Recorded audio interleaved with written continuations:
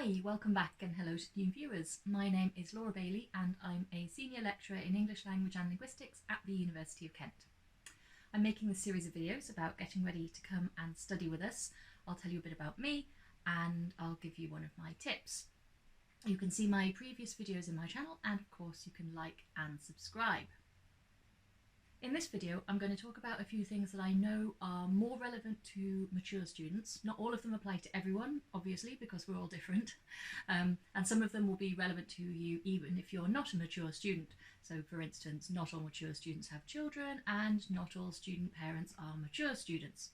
So keep watching and hopefully there'll be something in here for everyone. You're technically a mature student if you're 21 or over when you enrol. This was me, in fact, just 21 when I began my undergraduate degree.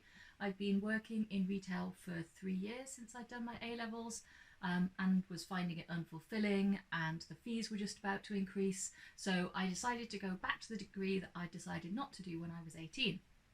I think this was a great decision for me because I definitely took it much more seriously than I would have done if I'd gone to uni straight from school, and I never ever missed a seminar. I was also a bit more confident and I didn't mind speaking up in class or being thought of as a nerd. This all helped me to get my first, I think.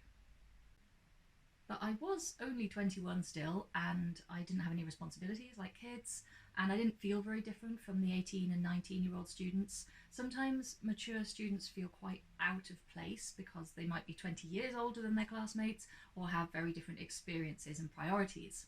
After a while, this feeling fades and you make friends and find your niche just like everyone else, but I know that it can be really helpful to get some orientation to help settle in. One thing to say is that there is a really good mature student society at Kent and they meet regularly, and it can be nice to have friends with similar experiences if you're the only one on your course who's a few years older. This is also true for everyone else. If you don't feel like you fit in, find your crowd. I promise you they're out there and they probably have a society that you can sign up to in Freshers Week. In my experience, the main thing that helps if you're a mature student is advanced knowledge of how things work, so that you can plan around the rest of your life. You might need to travel further to get to uni, or you might have kids to get to school, and all the life admin that accumulates over time. This is also going to be useful to you if you're neurodivergent, for example, if you're autistic or ADHD, and you know that it helps you to have routines and systems in place. I can't help you with getting your timetable in advance. We can only produce these once students register, and we know who to put in what group, so you'll only get it in the week before teaching starts.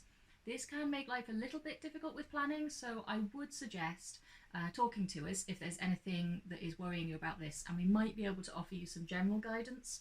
In general, expect one lecture and one seminar for each of your four modules per term. They'll be spread throughout the week, with lectures more towards the start and seminars towards the end of the week. If you live on campus, there is accommodation geared towards mature students if you want that, but mature students typically tend to live in their own home, so getting to campus might take a bit more planning if you have to drive in from a nearby town or get a train or bus.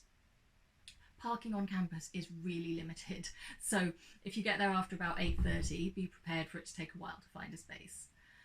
This will also apply to any commuting student, obviously, so my video about planning your week might be useful to you. Another thing you might need to work around is children and other family members. Depending on how old they are and their needs, maybe you just can't do certain times or you have less time to study. This might also apply to you if you have younger siblings who you're expected to help care for, or any other caring responsibilities. Planning your time is going to be crucial then, and I'll be making a video about different learning styles, which includes working out when to study. If you know that you only have a short window of time when you have peace and quiet, having a plan will also make all the difference to how much you get done. It's also worth making sure that family members understand that it's still work even when it looks like you're just reading a book. If they haven't done a degree themselves, they might see this as less important when the times when you're actually attending lectures.